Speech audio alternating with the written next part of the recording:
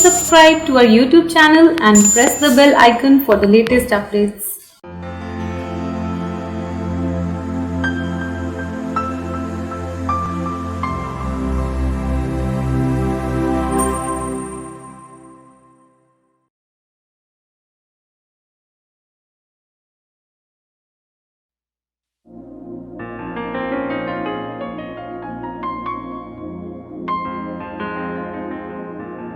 इन्ना देरा अवलड़े ने ए बदल खारे ने धरती च शब्द बीज दे ये अंबरां दे सिरनामे ने अंबरां दे सिरनामे अंबरां दे सिरनामे अंबरां दे सिरनामे अंबरां दे सिरनामे अंबरां दे सिरनामे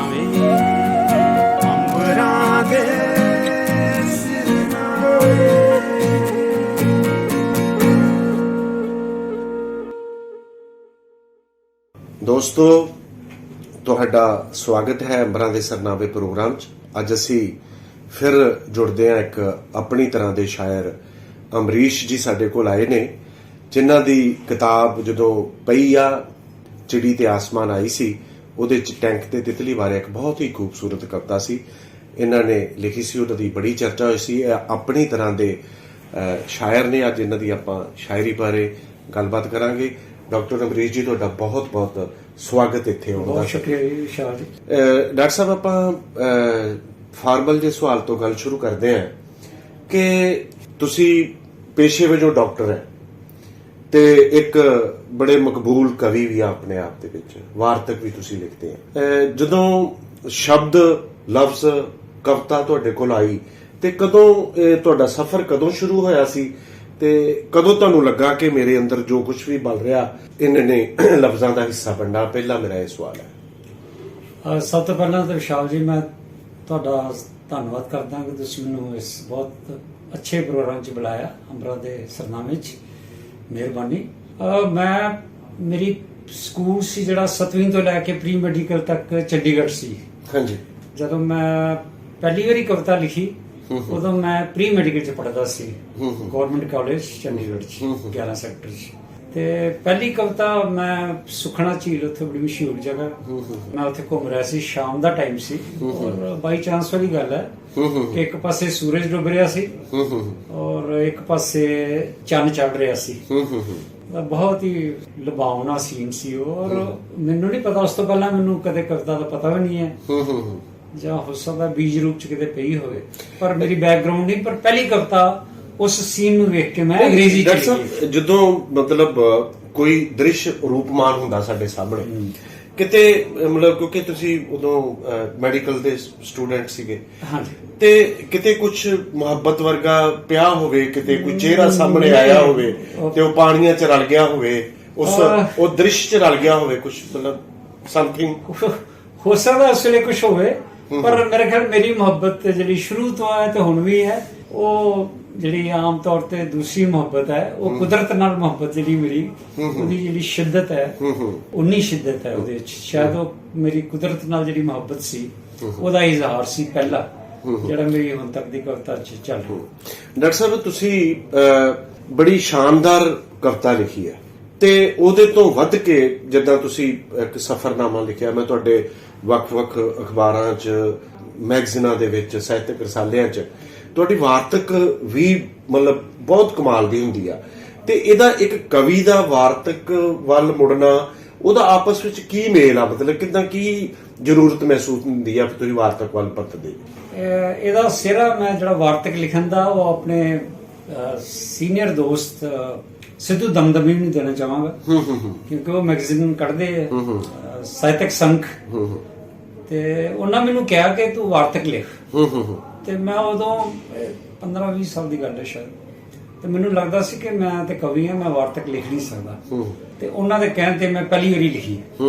ਫਿਰ ਜਦੋਂ ਮੈਂ ਲਿਖਣੀ ਸ਼ੁਰੂ ਕੀਤੀ ਤੇ ਮੈਨੂੰ ਇੰਜ ਲੱਗਾ ਕਿ ਤੁਸੀਂ ਵਾਰਤਕ 'ਚ ਉਹ ਗੱਲਾਂ ਕਰ ਸਕਦੇ ਹੋ ਜਿਹੜੇ ਕਵਿਤਾ 'ਚ ਨਹੀਂ ਕਰ ਸਕਦੇ। ਬੜਾ ਵਿਰੋਧਾਭਾਸ ਲੱਗ ਸਕਦਾ ਹੈ, ਪਰ ਜਿੰਨੀ ਤੁਸੀਂ ਉਡਾਨ, ਇਮੇਜਿਨੇਸ਼ਨ, ਕਲਪਨਾ ਦੀ ਉਡਾਨ ਵਾਰਤਕ 'ਚ ਭਰ ਸਕਦੇ ਹੋ, ਸ਼ਾਇਦ ਮੈਂ ਇੰਨੀ ਕਵਿਤਾ 'ਚ ਕਦੇ ਵੀ ਨਾ ਭਰ ਸਕਦਾ। ਔਰ ਜਿਹੜੀਆਂ ਚੀਜ਼ਾਂ ਜਿਵੇਂ ਮੈਂ ਆਪਣੇ ਆਪ ਨੂੰ ਐਕਸਪ੍ਰੈਸ ਕਰ ਸਕਿਆ, ਆਪਣੀਆਂ ਅਨੁਭੂਤੀਆਂ ਨੂੰ ਐਕਸਪ੍ਰੈਸ ਕਰ ਸਕਿਆ ਵਾਰਤਕ 'ਚ, ਉਨੀ ਸ਼ਾਇਦ ਮੈਂ ਕਵਿਤਾ 'ਚ ਕਦੇ ਨਾ ਕਰ ਸਕਦਾ ਜੇ ਮੈਂ ਸਿਰਫ ਕਵਿਤਾ ਲਿਖਦਾ ਨਾ। ਤੇ ਮੈਨੂੰ ਲੱਗਦਾ ਵੀ ਵਾਰਤਕ ਨੇ ਮੈਨੂੰ ਬਹੁਤ ਵੱਡੇ ਖੰਭ ਲਾਤੇ ਨੇ, ਪਰ ਮੈਂ ਬਹੁਤ ਉਹੋ ਜਿਹੀ ਜਗ੍ਹਾ ਤੇ ਹੋ ਆਇਆ ਜਿਹੜੀ ਮੈਂ ਸ਼ਾਇਦ ਕਵਿਤਾ 'ਚ ਨਾ ਜਾ ਸਕਦਾ। ਹਾਂ ਡਾਕਟਰ ਸਾਹਿਬ, ਆਪਾਂ ਜਿੱਦਾਂ ਕਵਿਤਾ ਦੀ ਗੱਲ ਕਰ ਰਹੇ ਸੀਗੇ, ਤੁਹਾਡੀ ਮਤਲਬ ਜਿੱਦਾਂ ਅਚਾਰ ਪਿਆ ਵਾ 90s ਦੇ ਵਿੱਚ, ਆਪਾਂ ਕਵਿਤਾ ਦੀ ਵੀ ਚਲੋ ਉਹ ਸੁਣਾਂਗੇ ਵੀ, ਮਤਲਬ ਛੋਟੀ ਛੋਟੀ ਸਧਾਰਨ ਗੱਲਾਂ ਤੇ ਤੁਸੀਂ ਬੜੀ ਵੱਡੀ ਕਵਿਤਾ ਕਹਿ ਦਿੰਦੇ ਆ। ਉਹ ਕਵਿਤਾ ਦੇ ਵਿਸ਼ੇ ਨੂੰ ਤੁਸੀਂ ਮੰਨਦੇ ਆ ਕਿ ਜਿਹੜਾ ਕਵਿਤਾ ਦਾ ਕਰਾਫਟ ਆ ਉਹਦੇ ਵਿੱਚ ਹੀ ਪਿਆ ਸਾਰਾ ਕੁਝ, ਉਹੀ ਆ ਤੁਹਾਡੇ ਲਈ? ਇਹਦੇ ਬਾਰੇ ਕੀ ਕਹਿਣਾ ਚਾਹੋਗੇ? ਮੇਰਾ ਖਿਆਲ ਪਹਿਲੀ ਗੱਲ ਤਾਂ ਹੈ ਕਿ ਕਵਿਤਾ 'ਚ ਵਿਸ਼ੇ ਨੂੰ ਉਹਨੂੰ ਵੱਖ ਨਹੀਂ ਕਰਨਾ ਚਾਹੀਦਾ, ਮੈਂ ਇਹ ਸਮਝਦਾ। ਉਹ ਆਪਸ 'ਚ ਇੰਜ ਰਲੇ ਮਿਲੇ ਹੋਣੇ ਚਾਹੀਦੇ ਨੇ, ਜਿਵੇਂ ਖੀਰ ਵਿੱਚ ਚਾਵਲ ਤੇ ਵਿੱਚ ਸ਼ੱਕਰ ਤੇ ਦੁੱਧ ਰਿਹਾ ਹੁੰਦਾ। ਜੇ ਤੁਸੀਂ ਉਹਨਾਂ ਨੂੰ ਆਪਸ 'ਚ ਵੱਖ ਕਰ ਸਕਦੇ ਹੋ ਤਾਂ ਉਹ ਕਵਿਤਾ ਕਿਸੇ ਹੱਦ ਤੱਕ ਮੈਂ ਸਮਝਦਾ ਵੀ ਉਹ ਬਹੁਤ ਹੀ ਸਕਸੈਸਫੁਲ ਕਵਿਤਾ ਨਹੀਂ ਹੈ। ਸੋ ਮੇਰੇ ਵਾਸਤੇ ਜਿਹੜਾ ਜਿਹਨੂੰ ਤੁਸੀਂ ਕਹਿੰਦੇ ਆਮ ਚੀਜ਼ਾਂ, ਸੋ ਮੈਨੂੰ ਤੇ ਜ਼ਿੰਦਗੀ ਦਾ ਕੋਈ ਵੀ ਚੀਜ਼ ਐਸੀ ਨਹੀਂ ਲੱਗਦੀ ਕਿ ਜਿਹੜੀ ਸਧਾਰਨ ਜਾਂ ਜਿਹਦੇ ਤੇ ਗੌਰ ਨਹੀਂ ਕੀਤਾ ਜਾਣਾ ਚਾਹੀਦਾ, ਜਿਹੜੀ ਜਾਂ ਮਹੱਤਵਪੂਰਨ ਨਹੀਂ ਹੈ।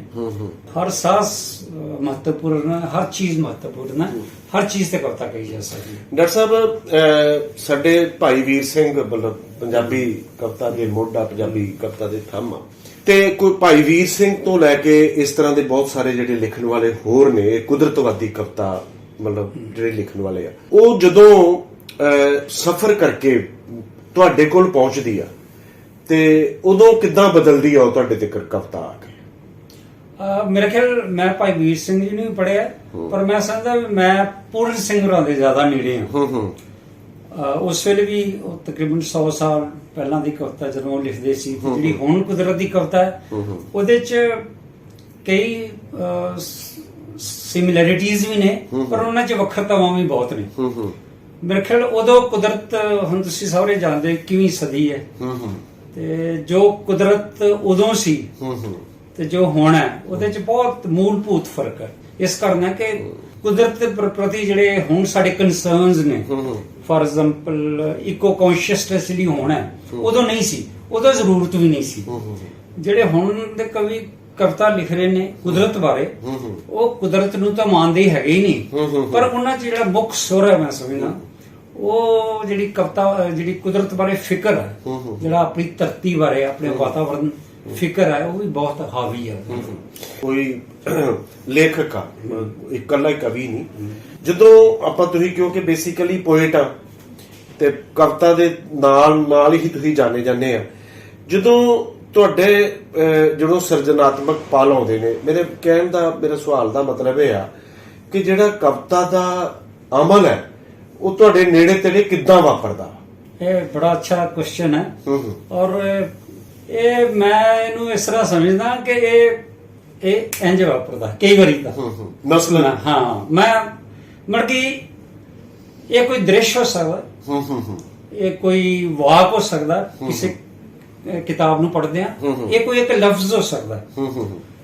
ਅਚਾਰ ਵਾਲੀ ਫਾਰ ਐਗਜ਼ਾਮਪਲ ਮੈਂ ਨਜ਼ਮ ਕਹਿਣਾ, ਮੇਰੀ ਬਹੁਤ ਸਾਲਾਂ ਦੀ ਗੱਲ ਹੈ, ਮੇਰੀ ਅਸੀਂ ਪਿੰਡ ਗਏ ਹੋਏ ਸੀ, ਆਪਣੇ ਪਿੰਡ। ਉਹ ਕਵਿਤਾ ਜੇ ਯਾਦ ਆਉਂਦੇ ਤੁਸੀਂ ਸੁਣਾ ਵੀ ਦੇਣੀ ਹੈ ਤੁਸੀਂ? ਹਾਂ, ਪਰ ਉਹ ਮੈਨੂੰ ਯਾਦ ਨਹੀਂ, ਨਾਲੇ ਹੋਰ ਸਵਾਲ ਕਲੀਅਰ ਹੋ ਜਾਏਗਾ। ਉਹ ਅਸਲ 'ਚ ਇੱਕ ਗੱਲ ਇਹ ਹੈ ਕਿ ਖੁੱਲੇ ਜਿਹੜੀ ਕਵਿਤਾ ਲਿਖਦੇ ਨੇ ਕਵੀਆਂ ਨੂੰ, ਇਹ ਸੀਮਾ ਕਹਿ ਲਓ ਕਿ ਉਹਨਾਂ ਨੂੰ ਆਪਣੀ ਕਵਿਤਾਵਾਂ ਯਾਦ ਨਹੀਂ ਹੁੰਦੀਆਂ। ਸੋ ਉਹਦਾ ਸਾਰ ਤੱਤ, ਐਸੈਂਸ ਤਾਂ ਮੈਨੂੰ ਪਤਾ, ਪਰ ਜੋ ਐਗਜ਼ੈਕਟ ਵਰਡਿੰਗ ਮੈਨੂੰ ਯਾਦ ਨਹੀਂ ਹੈ। ਪਰ ਉਹ ਅਚਾਰ ਪਾ ਰਹੀ ਸੀ ਤੇ ਮੇਰੇ ਇੱਕਦਮ ਖਿਆਲ ਆਇਆ ਕਿ ਇਹ ਅਚਾਰ ਦੀ ਪਾਰੀ ਇੱਕ ਸਮਾਂ ਸਾਂਭ ਰਹੀ ਹੈ, ਜਿਹੜਾ ਅਣਵੇਖਿਆ ਸਮਾਂ ਨਾ ਉਹ ਸਾਂਭ ਰਹੀ ਹੈ, ਵੀ ਜਿਹੜਾ ਇੱਕ ਆਉਣ ਵਾਲਾ ਸਾਲ ਹੈ ਉਹ ਇੱਕ ਅਸੀਂ ਸਾਂਭ ਰਹੇ ਹਾਂ। ਔਰ ਕਿੰਨੀ ਅੱਛੀ ਫੀਲਿੰਗ ਮੈਨੂੰ ਆਏਗੀ। ਕਿੰਨੀ ਵਧੀਆ ਗੱਲ ਹੈ ਕਿ ਅਗਲਾ ਜਿਹੜਾ ਸਾਲ ਹੈ ਬੜਾ ਸ਼ਾਂਤ ਰਹੇਗਾ, ਸੁਰੱਖਿਅਤ ਰਹੇਗਾ ਤੇ ਸਵਾਦਲਾ ਰਹੇਗਾ, ਜਿਵੇਂ ਅਚਾਰ ਹੈ। ਸੋ ਇਹ ਇਸ ਤਰ੍ਹਾਂ ਦੀ ਹੈ। ਬਹੁਤ ਸਾਰੀਆਂ ਕਵਿਤਾਵਾਂ ਇੰਝ ਹੁੰਦੀਆਂ, ਕੋਈ ਕਿਸੇ ਕਿਤਾਬ ਨੂੰ ਪੜ੍ਹਦਿਆਂ ਕੋਈ ਸ਼ਬਦ ਹੋ ਸਕਦਾ ਜਿਹੜਾ ਵੀ ਬਿਲਕੁਲ ਇੰਜ ਤੁਹਾਡੇ ਕੋਈ ਇਵਨ ਖੁਸ਼ਬੂ ਹੋ ਸਕਦੀ ਹੈ। ਡਾਕਟਰ ਸਾਹਿਬ, ਜਿਹੜਾ ਜਿਸ ਖੂਬਸੂਰਤ ਅਹਿਸਾਸ ਦੀ ਆਪਾਂ ਗੱਲ ਕਰ ਰਹੇ ਸੀਗੇ, ਮਤਲਬ ਉਹ ਇਕੱਲੇ ਮਰਤਬਾਨ ਵਿੱਚ ਨਹੀਂ, ਅਚਾਰ ਹੀ ਨਹੀਂ ਸਾਂਭਿਆ ਜਾ ਰਿਹਾ, ਇੱਕ ਪੂਰਾ ਖੂਬਸੂਰਤ ਲਮਹੇ, ਇੱਕ ਅਗਲਾ ਵਰਾ ਵੀ ਸਾਂਭਿਆ ਜਾ ਰਿਹਾ ਕਿੰਨਾ, ਤੇ ਉਹ ਕਵਿਤਾ ਆਪਾਂ ਆਪਣੇ ਦਰਸ਼ਕਾਂ ਨਾਲ, ਪਾਠਕਾਂ ਨਾਲ ਸਾਂਝੀ ਕਰ ਹੀ ਲਈਏ, ਤੇ ਮੈਂ ਖੁਦ ਵੀ ਸੁਣਨਾ ਚਾਹਾਂਗਾ ਦੁਬਾਰਾ ਉਹ ਜੀ ਵਿਸ਼ਾਲ ਜੀ। ਮਰਤਬਾਨ ਚ ਹੈ ਪਰ ਰਹੀ ਅੰਬ ਦੀਆਂ ਖੱਟੀਆਂ ਰਸਦਾਰ ਮਹਿਕਦੀਆਂ ਫਾੜੀਆਂ। ਮਰਤਬਾਨ ਚ ਹੈ ਪਰ ਰਹੀ ਅੰਬ ਦੀਆਂ ਖੱਟੀਆਂ ਰਸਦਾਰ ਮਹਿਕਦੀਆਂ ਫਾੜੀਆਂ। ਮੇਰੀ ਬੀਵੀ ਅਚਾਰ ਪਾ ਰਹੀ ਹੈ ਤੇ ਪਤਾ ਨਹੀਂ ਕਿਉਂ ਚੰਗਾ ਲੱਗਦਾ ਹੈ ਮੈਨੂੰ। ਡੂੰਘੇ ਜਪਦਾ ਡੂੰਘੇ ਕਿਤੇ ਜਾਪਦਾ ਹੈ ਕਿ ਠੀਕ ਠਾਕ ਹੀ ਰਹੇਗਾ ਅਗਲਾ ਵੀ ਵਾਹ। ਵਾਹ, ਬਹੁਤ ਖੂਬਸੂਰਤ। ਭਾਵੇਂ ਪਤਾ ਹੈ ਮੈਨੂੰ ਕਿ ਗਿਰਗਟ ਹੁੰਦਾ ਹੈ ਬਿਲਕੁਲ ਆਉਣ ਵਾਲਾ ਕੱਲ, ਫਿਰ ਵੀ ਚੰਗਾ ਲੱਗਦਾ ਹੈ ਮੈਨੂੰ ਇਉਂ ਵੇਖਣਾ ਉਹਨੂੰ ਜਿਉਂ ਸਾਂਭ ਸੰਭਾਲ ਰਹੀ ਹੋਵੇ ਅਣਵੇਖਿਆ ਸਮਾਂ ਤੇ ਡਲੀ ਡਲੀ ਫਾਕੜ ਫਾਕੜ ਭਰ ਰਹੀ ਹੋਵੇ ਮਰਤਬਾਨਾਂ 'ਚ ਸਵਾਦ ਸੁਰੱਖਿਅਤ ਤੇ ਸ਼ਾਂਤ। ਅਚਾਰ ਪਾ ਰਹੀ ਹੈ ਮੇਰੀ ਬੀਵੀ, ਮਹਿਫੂਜ਼ ਕਰ ਰਹੀ ਹੈ ਪੂਰਾ ਇੱਕ ਪੂਰਾ। ਵਾਹ ਵਾਹ ਵਾਹ, ਬਹੁਤ ਖੂਬਸੂਰਤ ਡਾਕਟਰ ਸਾਹਿਬ। ਇਹਦੇ ਨਾਲ ਹੀ ਇੱਕ ਜੁੜਦਾ ਸਵਾਲ ਆ ਕਿ ਜਿਹੜੀ ਚੰਗੀ ਕਵਿਤਾ ਵਾ ਉਹਦੀ ਜਿਹੜੀ ਨਿਸ਼ਾਨਦੇਹੀ ਆ ਉਹ ਕਿੱਥੋਂ ਤੱਕ ਮਿਥੀ ਜਾ ਸਕਦੀ ਆ ਤੇ ਕੀ ਹੋ ਸਕਦੀ ਆ ਚੰਗੀ ਕਵਿਤਾ ਦੀ? ਜਿਵੇਂ ਕਿ ਤੁਸੀਂ ਹੁਣ ਇੱਕ ਸੁਣਾ ਕੇ ਵੀ ਚੰਗੀ ਕਵਿਤਾ ਹਟੇ ਆ, ਜਾਂ ਹੋਰ ਨਾ ਸ਼ਾਇਰਾਂ ਦੀਆਂ ਆਪਾਂ ਕਵਿਤਾ ਪੜ੍ਹਦੇ ਆ, ਸੁਣਦੇ ਆ। ਇਹ ਬੜਾ ਵਿਸ਼ਾਲ ਜੀ ਔਖਾ ਕੁਐਸਚਨ ਹੈ ਤੇ ਕੰਟਰੋਵਰਸ਼ੀਅਲ ਵੀ ਹੈ। ਇਹਦੇ ਬਾਰੇ ਬੜੇ ਕਿੰਤੂ ਪਰੰਤੂ ਹੋ ਸਕਦੇ। ਮੈਂ ਸਿਰਫ ਇਹ ਦੱਸ ਸਕਦਾ ਕਿ ਮੈਨੂੰ ਕਿਹੜੀ ਚੰਗੀ ਕਵਿਤਾ ਲੱਗਦੀ ਹੈ। ਮੈਂ ਸਮਝਦਾ ਵੀ ਕਵਿਤਾ 'ਚ ਇੱਕ ਵੀ ਸ਼ਬਦ ਵਾਧੂ ਨਹੀਂ ਚਾਹੀਦਾ। ਮਤਲਬ ਕਿ ਬਹੁਤ ਲਿਮਿਟਡ ਸ਼ਬਦ ਹੁੰਦੇ ਨੇ। ਜੇ ਇੱਕ ਵੀ ਉਹਦੇ 'ਚ ਸ਼ਬਦ ਵਾਧੂ ਹੈ ਤੇ ਉਹ ਕੱਟੀ ਤਰਾਸ਼ੀ ਨਹੀਂ ਹੈ ਤੇ ਉਹਦੇ 'ਚ ਕੁਝ ਔਗਣ ਰਹਿ ਗਿਆ। ਡਾਕਟਰ ਸਾਹਿਬ, ਤੁਹਾਡੀ ਗੱਲ ਦੇ ਨਾਲ ਹੀ ਇੱਕ ਗੱਲ ਜੁੜਦੀ ਆ, ਬਹੁਤ ਖੂਬਸੂਰਤ ਗੱਲ। ਕਵਿਤਾ ਦੀ ਨਿਸ਼ਾਨਦੇਹੀ ਦੀ ਗੱਲ ਕਰ ਰਹੇ ਆ, ਜੇ ਵੀ ਲੇਖਕ ਨੇ, ਪੋਇਟ ਨੇ ਕੀ ਸੋਚਣਾ, ਕਿੱਥੇ ਖੜਨਾ ਦਾ। ਪਿਛਲੇ ਦਿਨਾਂ 'ਚ ਆਪਣੇ ਪ੍ਰੀ ਪੋਇਟਿਕ ਦੇ ਜਿਹੜੇ ਸੰਪਾਦਕ ਸ਼ਿਵਦੀਪ, ਹਨਾ, ਮੇਰੀ ਉਹਨਾਂ ਦੀ ਮੁਲਾਕਾਤ ਹੋਈ ਗਦਰੀ ਬਾਬਿਆਂ ਦੇ ਮੇਲੇ 'ਚ, ਤੇ ਕਵਿਤਾ ਬਾਰੇ ਹੀ ਸਾਡੀ ਗੱਲਬਾਤ ਚੱਲ ਰਹੀ ਸੀਗੀ। ਤੇ ਉਹਨੇ ਇੱਕ ਬਹੁਤ ਖੂਬਸੂਰਤ ਗੱਲ ਕਹੀ ਮੈਨੂੰ, ਤੇ ਮੈਂ ਪੱਲੇ ਵੀ ਬੰਨ ਲਈ, ਤੇ ਮੈਂ ਪ੍ਰੋਗਰਾਮ ਦੇਖ ਰਹੇ ਦੋਸਤਾਂ ਨਾਲ ਸਾਂਝੀ ਵੀ ਕਰ ਰਿਹਾ, ਤੇ ਉਹ ਵੀ ਪੱਲੇ ਬੰਨ ਲੈਣੀ ਚਾਹੀਦੀ ਉਹਨਾਂ ਨੂੰ, ਨਹੀਂ ਤੇ ਬਹੁਤ ਸਾਰੇ ਕਵੀਆਂ ਨੂੰ ਪਤਾ। ਉਹਨੇ ਪਤਾ ਕੀ ਕਿਹਾ, ਜਿੱਦਾਂ ਕਵਿਤਾ ਦੀ ਚੰਗੀ ਦੀ ਗੱਲ ਤੁਸੀਂ ਕੀਤੀ ਵੀ ਕਵਿਤਾ ਚੰਗੀ, ਉਹਨੇ ਕਿਹਾ ਵੀ ਕਵੀ ਨੇ ਇਹ ਦੇਖਣਾ ਹੁੰਦਾ ਵਾ, ਜੇ ਇਹ ਪ੍ਰੋਗਰਾਮ ਸ਼ਿਵਦੀਪ ਵੀ ਕਿਤੇ ਦੇਖ ਰਿਹਾ ਹੋਵੇ, ਕਿੱਡੀ ਵੱਡੀ ਗੱਲ ਉਹਨੇ ਕਹੀ, ਕਿ ਕਵੀ ਨੇ ਇਹ ਦੇਖਣਾ ਹੁੰਦਾ ਵਾ ਕਿ ਉਹਨੇ ਕੀ ਨਹੀਂ ਲਿਖਣਾ। ਹਾਂ, ਬਹੁਤ ਇੱਕ ਖੂਬਸੂਰਤ ਗੱਲ ਹੈ, ਬਹੁਤ ਵਧੀਆ ਹੈ ਨਾ। ਹਾਂ, ਬਿਲਕੁਲ ਮੈਂ ਇਸ ਨਾਲ ਸਹਿਮਤ ਹਾਂ। ਮੈਂ ਸਹਿਮਤ ਹਾਂ। ਇਹ ਕਵੀ 'ਚ ਨਾ ਐਡੀਟਿੰਗ ਕਰਨ ਦੀ ਅਰਜ਼ ਹੋਣੀ ਚਾਹੀਦੀ ਹੈ। ਮੈਂ ਜਿਵੇਂ ਇਹ ਉਹੀ ਚੀਜ਼ ਹੈ ਜਿਹੜੀ ਮੈਂ ਕਹਿੰਦਾ ਵੀ ਇੱਕ ਵੀ ਸ਼ਬਦ ਵਾਧੂ ਨਹੀਂ ਹੋਣਾ ਚਾਹੀਦਾ। ਆਪਾਂ ਕੀ ਕਰਦੇ ਆ ਕਿ ਕਵਿਤਾ 'ਚ ਲਿਖ ਕੇ ਨਾ ਫਿਰ ਉਹਦੀ ਐਕਸਪਲੇਨੇਸ਼ਨ, ਇੱਕ ਲਾਈਨ ਲਿਖ ਕੇ ਫਿਰ ਐਕਸਪਲੇਨੇਸ਼ਨ, ਅਸੀਂ ਪਾਠਕ ਨੂੰ ਘਰ ਛੱਡਣ ਨਹੀਂ ਜਾਣਾ, ਸੀ ਉਹਦੇ ਦਰਵਾਜ਼ੇ ਤੱਕ ਛੱਡਣ ਨਹੀਂ ਜਾਣਾ, ਕੁਝ ਐਮਪਟੀ ਸਪੇਸਿਸ ਛੱਡਣੀਆਂ, ਪਾਠਕ ਨੂੰ ਸੋਚਣ ਦਾ ਮੌਕਾ ਦਿਓ ਇਹ ਕਹਿ ਕੀ ਰਿਹਾ ਕਵੀ। ਸੋ ਮੇਰੇ ਖਿਆਲ ਸ਼ਿਵਦੀਪ ਜੋ ਕਹਿ ਰਿਹਾ ਮੈਂ ਉਸ ਨਾਲ ਪੂਰੀ ਤਰ੍ਹਾਂ ਸਹਿਮਤ ਹਾਂ। ਆਪਾਂ ਦੇਖਦੇ ਆ ਤੇ ਸਾਨੂੰ ਗੱਲ ਵੀ ਕਰਨੀ ਚਾਹੀਦੀ ਹੈ। ਮੈਂ ਕਿਸੇ ਦਾ ਕੋਈ ਨਾਂ ਨਹੀਂ ਲੈਣਾ, ਕਿਸੇ ਗਰੁੱਪ ਦਾ ਨਾਂ ਨਹੀਂ ਲੈਣਾ, ਤੇ ਮੈਂ ਸਿਰਫ ਕੁਝ ਗੱਲਾਂ ਨੂੰ ਕਲੀਅਰ ਕਰਨਾ ਚਾਹੁੰਦਾ, ਸਪਸ਼ਟ ਕਰਨਾ ਚਾਹੁੰਦਾ ਤੇ ਸੁਨੇਹਾ ਦੇਣਾ ਚਾਹੁੰਦੇ ਆਪਾਂ। ਹੁਣ ਸਾਹਿਤ ਦੇ ਵਿੱਚ ਵੱਖ-ਵੱਖ ਗਰੁੱਪ ਬਣੇ ਆ। ਤੁਸੀਂ ਲੁਧਿਆਣੇ ਚਲ ਜਾਓ, ਫੋਰ ਐਗਜ਼ਾਮਪਲ, ਉਹ ਬਿਆਸ ਵੀ ਹੋ ਸਕਦਾ, ਅੰਮ੍ਰਿਤਸਰ ਵੀ ਹੋ ਸਕਦਾ। ਲੁਧਿਆਣੇ ਚਲ ਜਾਓ ਤੇ ਉੱਥੇ ਇੱਕ ਗਰੁੱਪ ਆ, ਹੈਨਾ। ਚੰਡੀਗੜ੍ਹ ਚਲ ਜਾਓ ਤੇ ਉੱਥੇ ਇੱਕ ਗਰੁੱਪ ਆ। ਪਟਿਆਲੇ ਚਲ ਜਾਓ ਤੇ ਉੱਥੇ ਇੱਕ ਗਰੁੱਪ ਆ। ਅੰਮ੍ਰਿਤਸਰ ਚਲ ਜਾਓ ਤੇ ਇੱਕ ਗਰੁੱਪ ਆ। ਤੇ ਇਹ ਮਤਲਬ ਉਹੀ ਜਿਹੜੀ ਆਪਣੇ ਖੇਮੇ ਦੀ ਕਵਿਤਾ ਦੀ ਗੱਲ ਕਰ ਰਹੇ ਆ, ਕਵਿਤਾ ਦਾ ਕਿਤੇ ਨਾ ਕਿਤੇ ਤੇ ਨੁਕਸਾਨ ਹੋ ਹੀ ਰਿਹਾ, ਤੇ ਆਪਣੇ ਗਰੁੱਪ ਜਿਹੜਾ ਹੈਗਾ ਵਾ, ਜਿਸ ਤਰ੍ਹਾਂ ਮੈਂ ਮੰਨਿਆ ਕਿ ਮੈਂ ਜੋਗਿੰਦਰ ਸਿੰਘ ਦੇ ਗਰੁੱਪ ਦੇ ਨਾਲ ਜੁੜਿਆ ਹੋਇਆ, ਹੈਨਾ। ਤੇ ਜੋਗਿੰਦਰ ਸਿੰਘ ਜਿਹੜਾ ਵਾ ਉਹ ਕਵਿਤਾ ਨੂੰ ਸੱਦਾ ਨਹੀਂ ਦੇਗਾ, ਵਿਸ਼ਾਲ ਨੂੰ ਸੱਦਾ ਦੇਗਾ ਕਿ ਸਾਡੇ ਕਵੀ ਦਰਬਾਰ ਚ ਆ ਜਾ, ਮੈਂ ਮੰਨਦਾ। ਹੈਨਾ। ਉਹ ਅਮਰੀਸ਼ ਨੂੰ ਨਹੀਂ ਕਹੇਗਾ। ਇਹ ਗਰੁੱਪਾਂ ਬਾਰੇ ਕੀ ਕਹਿਣਾ ਚਾਹੋਗੇ ਤੁਸੀਂ, ਮਤਲਬ ਵੀ ਕਵਿਤਾ ਦਾ ਸਾਹ ਸੌਖਾ ਹੋ ਜਾਵੇ? ਮੈਂ ਸਮਝਦਾ ਇਹ ਬਹੁਤ ਰੈਲੇਵੈਂਟ ਸਵਾਲ ਹੈ ਤੇ ਬਹੁਤ ਇੰਪੋਰਟੈਂਟ ਸਵਾਲ ਹੈ, ਬਹੁਤ ਵਧੀਆ ਸਵਾਲ ਦੇ ਵਿੱਚ ਹੈ। ਗੱਲ ਹੈ ਕਿ ਇਹ ਜਿਹੜਾ ਕਾਰਜ ਹੈ ਨਾ, ਆਮ ਕਵਿਤਾ, ਚੰਗੀ ਕਵਿਤਾ, ਬਹੁਤ ਚੰਗੀ ਕਵਿਤਾ, ਇਹਦਾ ਜਿਹੜਾ ਨਿਖੇੜ ਕਰਨਾ ਹੈ, ਇਹ ਕੰਮ ਹੈਗਾ ਜਿਹੜੇ ਸਾਡੇ ਯੂਨੀਵਰਸਿਟੀਆਂ 'ਚ ਪੰਜਾਬੀ ਦੇ ਅਧਿਆਪਕ ਨੇ, ਜਿਹੜੇ ਸਾਡੇ ਆਲੋਚਕ ਨੇ, ਉਹਨਾਂ ਦਾ ਕੰਮ ਹੈ ਮੈਂ ਸਮਝਦਾ। ਪਰ ਉਹ ਆਪਣਾ, ਮੇਰਾ ਨਹੀਂ ਖਿਆਲ ਕਿ ਪੰਜਾਬੀ 'ਚ ਕੋਈ ਵੀ ਆਲੋਚਕ ਇਹ ਕੰਮ ਪੂਰੀ ਤਨਦੇਹੀ ਨਾਲ ਜਾਂ ਪੂਰੀ ਸਿੰਸੈਰਿਟੀ ਨਾਲ ਇਹ ਕੰਮ ਕਰ ਰਿਹਾ। ਉਹ ਖੁਦ ਆਪ ਮੱਠਵਾਦ ਤੇ ਖੇਮਿਆਂ 'ਚ ਵੰਡੇ ਹੋਏ ਨੇ, ਪਰ ਕੰਮ ਇਹ ਉਹਨਾਂ ਦਾ ਹੈ। ਮੈਂ ਕ੍ਰਿਟਿਸਿਜ਼ਮ ਦੀ ਅੰਗਰੇਜ਼ੀ ਦੀਆਂ ਕਿਤਾਬਾਂ ਵੀ ਪੜ੍ਹਦਾ ਰਹਿਣਾ। ਮੈਂ ਇੱਕ ਵਾਰੀ ਲੇਖ ਵੀ ਲਿਖਿਆ ਸੀ ਕਵਿਤਾ ਦੇ ਵਿੱਚ ਆਲੋਚਨਾ ਬਾਰੇ, ਉਹ ਮੈਂ ਕੁਝ ਕਿਤਾਬਾਂ ਦੇ ਨਾਂ ਲਏ ਸੀ ਕਿ ਮੈਂ ਚੈਲੰਜ ਕਰਦਾ ਕਿ ਇਹ ਕਿਤਾਬਾਂ ਦਾ, ਜਿਸ ਤਰ੍ਹਾਂ how to read a poem ਹੈ ਕਿਤਾਬ ਹੈ, ਕ੍ਰਿਟਿਸਿਜ਼ਮ ਬਾਰੇ ਕਿਤਾਬ ਹੈ ਪੋਇਟਰੀ ਦੀ, ਮੈਂ ਕਿਹਾ ਮੇਰਾ ਚੈਲੰਜ ਹੈ ਕਿ ਪੰਜਾਬੀ 'ਚ ਇਹੋ ਜਿਹੀ ਕੋਈ ਕਿਤਾਬ ਮੈਨੂੰ ਆਲੋਚਨਾ ਦੀ ਕਵਿਤਾ ਬਾਰੇ ਦਿਖਾ ਦਿਓ ਖੁੱਲਾ। ਮੈਂ ਕਿਹਾ ਮੈਂ ਬਹੁਤ ਖੁਸ਼ ਹੋਵਾਂਗਾ ਜੇ ਕੋਈ ਮੈਨੂੰ ਕਹਿੰਦਾ ਬੰਦਾ ਗਲਤ ਸਾਬਤ ਕਰੇਗਾ। ਉਹਦਾ 5-6 ਸਾਲ ਹੋ ਗਏ ਇਸ ਲੇਖ ਨੂੰ, ਅਜੇ ਤੱਕ ਮੈਨੂੰ ਕਿਸੇ ਨੇ ਗਲਤ ਸਾਬਤ ਨਹੀਂ ਕੀਤਾ। ਮਤਲਬ ਵਿਸ਼ਵ ਪੱਧਰ ਦੀਆਂ ਤੁਸੀਂ ਕਵਿਤਾ ਲੈ ਲਓ। ਮੈਂ ਪਿਛਲੇ ਦਿਨ ਚ ਪੜ੍ਹ ਰਿਹਾ ਸੀਗਾ, ਮਤਲਬ ਬਹੁਤ ਸਾਰੇ ਵਿਦੇਸ਼ੀ ਲੇਖਕਾਂ ਨੂੰ ਕਵਿਤਾ, ਮਤਲਬ ਲਿਰਿਕਲ ਵੀ ਜੇ ਕਵਿਤਾ ਵਾ, ਤੇ ਜੇ ਕਵਿਤਾ ਦੇ ਵਿੱਚ ਵਿਚਾਰ ਪਿਆ ਵਾ ਤੇ ਕਵਿਤਾ ਪਈ ਹੈ, ਤੇ ਉਹ ਕਵਿਤਾ ਚਾਹੇ ਖੁੱਲੀ ਆ ਤੇ ਚਾਹੇ ਲਿਰਿਕਲ ਆ, ਕਵਿਤਾ ਤੇ ਕਵਿਤਾ ਵਾ। ਪਰ ਇਹਨੂੰ ਜਿਹੜੇ ਸਾਡੇ ਆਲੋਚਕ ਨੇ, ਹੈਨਾ, ਉਹਨੂੰ ਵਾਰਤਕ ਕਹਿ ਕੇ ਰੱਦ ਕਰ ਦਿੰਦੇ ਨੇ ਬਿਲਕੁਲ ਹੀ, ਤੇ ਜਾਂ ਕਹਿਣਗੇ ਵੀ ਇਹ ਕੀ ਲਿਖਿਆ, ਵਾਰਤਕ ਹੀ ਲਿਖੀ ਆ। ਪਰ ਅਸੀਂ ਅਜੇ ਤਿੱਕਰ ਮਤਲਬ ਕੋਈ ਖੁੱਲੀ ਕਵਿਤਾ, ਹੁਣ ਮੈਂ ਤੁਸੀਂ ਵੀ ਖੁੱਲੀ ਕਵਿਤਾ ਲਿਖਦੇ ਆ, ਹੈਨਾ, ਉਹ ਮਤਲਬ ਅਜੇ ਤਿੱਕਰ ਆਪਾਂ ਇਹਦਾ ਖੁੱਲੀ ਕਵਿਤਾ ਬਾਰੇ ਐਵੀਡੈਂਸ ਜਿਹੜਾ ਵਾ ਉਹ ਕਿਉਂ ਨਹੀਂ ਕ੍ਰੀਏਟ ਕਰ ਸਕੇ ਆਪਾਂ ਅਜੇ ਤੱਕ? ਮੇਰੇ ਖਿਆਲ ਇਹ ਬੜਾ, ਇਹ ਅਗੇਨ ਬਹੁਤ ਰੈਲੇਵੈਂਟ ਕੁਐਸਚਨ ਹੈ। ਐਕਚੁਅਲੀ ਇਸ ਬਾਰੇ ਮੈਂ ਇੱਕ ਆਰਟੀਕਲ ਵੀ ਲਿਖ ਰਿਹਾ, ਔਰ ਉਹ ਸ਼ਾਇਦ ਜਿਹੜਾ ਸ਼ਿਵਦੀਪੁਰੀ ਅਗਲਾ ਕੱਢ ਰਹੇ ਨੇ, ਉਹਦੇ 'ਚ ਛਪੇਗਾ ਵੀ। ਲੈ ਵਾਲੀ ਖੁੱਲੀ ਕਵਿਤਾ ਬਨਾਮ ਤੁਕਾਂਤੀ ਕਵਿਤਾ, ਲੰਬਾ ਆਰਟੀਕਲ ਹੈ। ਉਹਦੇ 'ਚ ਮੈਂ ਇਹਨੂੰ, ਇਸ ਤੁਹਾਡੇ ਕੁਐਸਚਨ ਨੂੰ ਬਹੁਤ ਡਿਟੇਲ 'ਚ ਡਿਸਕਸ ਕੀਤਾ। ਮੇਰੇ ਖਿਆਲ ਜੇ ਪੰਜਾਬੀ ਦੇ ਆਲੋਚਕ ਜਾਂ ਕਵੀ ਇਸ ਤਰ੍ਹਾਂ ਸੋਚਦੇ ਤੇ ਬਹੁਤ ਹੀ ਦਕੀਆਨੁਸੀ ਔਰ ਪਿਛਾਂ ਖਿੱਚੂ ਸੋਚ ਹੈ। ਕਵਿਤਾ ਹੁਣ ਜਿਹੜੀ ਲਿਖੀ ਜਾ ਰਹੀ ਹੈ ਸੰਸਾਰ ਵਿੱਚ, ਜਿੰਨੀ ਕਵਿਤਾ ਲਿਖੀ ਜਾ ਰਹੀ ਹੈ ਇਸ ਵੇਲੇ, ਅੰਗਰੇਜ਼ੀ 'ਚ ਹੋਵੇ ਜਾਂ ਹੋਰ ਭਾਸ਼ਾਵਾਂ 'ਚ ਹੋਵੇ ਜਾਂ ਹਿੰਦੀ 'ਚ ਹੋਵੇ, ਤੁਸੀਂ ਇਹ ਵੇਖੋ ਵੀ ਖੁੱਲੀ ਕਵਿਤਾ ਦੀ ਮਾਤਰਾ ਕਿੰਨੀ ਹੈ। ਇਹ ਜਿਹੜੀ ਤੁਕਾਂਤੀ ਕਵਿਤਾ ਜਾਂ ਜਿਹਨੂੰ ਤੁਸੀਂ ਕਹਿੰਦੇ ਹੋ ਵੀ ਗੀਤ ਜਾਂ ਤੁਕਾਂਤੀ ਕਵਿਤਾ, ਕਿੰਨੀ ਮਾਤਰਾ? ਮੇਰੇ ਖਿਆਲ 5% ਤੋਂ ਵੀ ਘੱਟ ਹੈ। ਸਾਰੀ ਕਵਿਤਾ ਖੁੱਲੀ ਲਿਖੀ ਜਾ ਰਹੀ ਹੈ। ਅੰਗਰੇਜ਼ੀ 'ਚ ਜਿਹੜੀ ਖੁੱਲੀ ਕਵਿਤਾ ਦੀ ਪਪੂਲੈਰਿਟੀ ਜਾਂ ਮਾਨਤਾ 100 ਸਾਲ ਪਹਿਲਾਂ ਮਿਲ ਗਈ ਸੀ। ਮੈਂ ਕਈ ਵਾਰੀ ਸੋਚਦਾ ਹੁੰਦਾ ਵੀ ਪੰਜਾਬੀ ਹੋਰ ਗੱਲਾਂ 'ਚ ਤਾਂ ਆਪਾਂ ਨੂੰ ਬਹੁਤ ਕਹਿੰਦੇ ਵੀ ਅਸੀਂ ਅਗਾਵਧ ਕੌਮ ਆ, ਪਰ ਕਵਿਤਾ ਦੇ ਮਾਮਲੇ 'ਚ ਆਪਾਂ ਇੰਨੇ ਪਿਛਾਂਹ ਕਿਵੇਂ ਹੋ ਜਾਂਦੇ?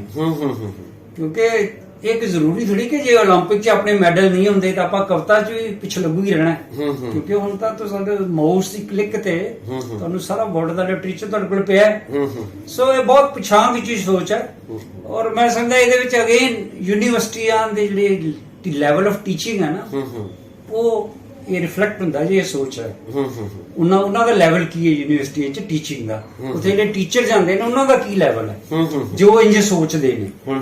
ਤੇ ਇਹ ਸੋਚ ਬਦਲਣੀ, ਜਿਹੜੀ ਤੁਸੀਂ ਕਹਿ ਰਹੇ ਵੀ ਖੁੱਲੀ ਕਵਿਤਾ ਨੂੰ ਖੁੱਲੀ ਨਹੀਂ ਸਮਝਦੇ, ਇਹ ਫਿਰ ਅਗੇਨ ਉਹਨਾਂ ਦਾ ਬਹੁਤ ਰੋਲ ਹੈ। ਜਿਹੜੇ ਪੰਜਾਬੀ ਯੂਨੀਵਰਸਿਟੀ ਹੈ, ਪੰਜਾਬ ਯੂਨੀਵਰਸਿਟੀ ਹੈ, ਆਪਣੇ ਕਾਲਜ 'ਚ ਅਧਿਆਪਕ ਨੇ। ਸੋ ਇਹ ਬੜੀ ਦਕੀਆਨੁਸੀ ਔਰ ਬੜੀ ਪਿਛਾਂਹ ਖਿੱਚੀ ਸੋਚ ਹੈ ਵੀ ਖੁੱਲੀ ਕਵਿਤਾ ਅਸੀਂ ਜਿਹੜੇ, ਮੈਂ ਸਮਝਦਾ ਵੀ ਜਿਸ ਤਰ੍ਹਾਂ ਮੈਂ ਮੈਨੂੰ ਲੱਗਦੀ ਖੁੱਲੀ ਕਵਿਤਾ ਚੰਗੀ ਹੈ। ਹੁਣ ਇਹਦੇ ਬਾਰੇ ਕੀ ਕਹਿ ਸਕਦੇ? ਬਹੁਤ ਸਾਰੇ ਇਸ ਤਰ੍ਹਾਂ ਦੇ ਦੋਸਤ ਨੇ, ਸਾਡੇ ਕਵੀ ਨੇ, ਪਾਠਕ ਨੇ, ਜਿਹੜੇ ਪਸੰਦ ਹੀ ਖੁੱਲੀ ਕਵਿਤਾ ਕਰਦੇ ਨੇ। ਉਹਨਾਂ ਨੂੰ ਗੀਤ ਜਾਂ ਤੁਕਾਂਤੀ ਕਵਿਤਾ ਜਾਂ ਗਜ਼ਲ ਚੰਗੀ ਨਹੀਂ ਲੱਗਦੀ।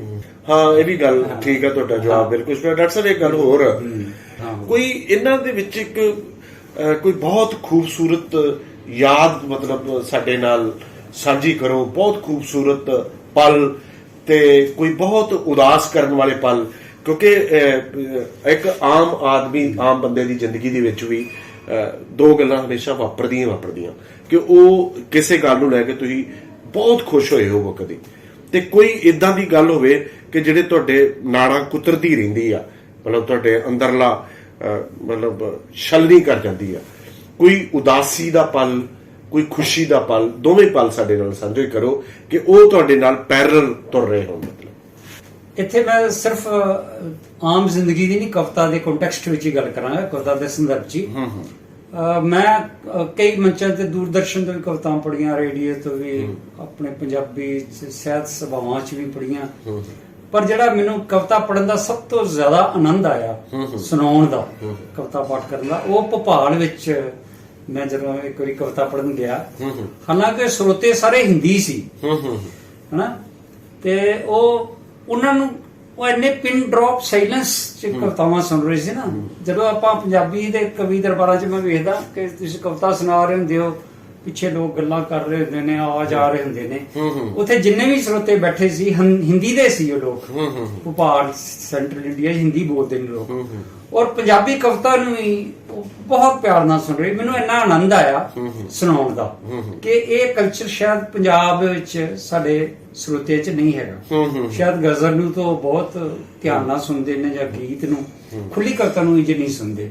ਸੋ ਸਭ ਤੋਂ ਮੇਰਾ ਪਲੇਜ਼ੈਂਟ ਐਕਸਪੀਰੀਅੰਸ ਇਹ ਸੀ।